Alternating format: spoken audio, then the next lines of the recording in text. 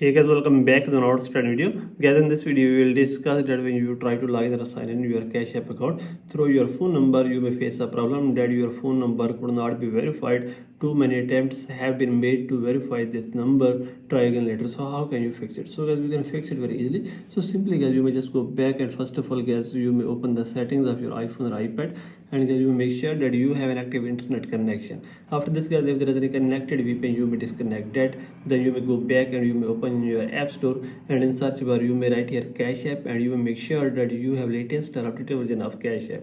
If you're not latest or updated version, please update your app from here. Then you may go back and you may open your Cash App and click here, and you may log in through your phone number, and you may check your problem will be fixed. If your problem is still not fixed, then you may click here on use email, and you may put your email, and then guys, you may check, you can easily fix it.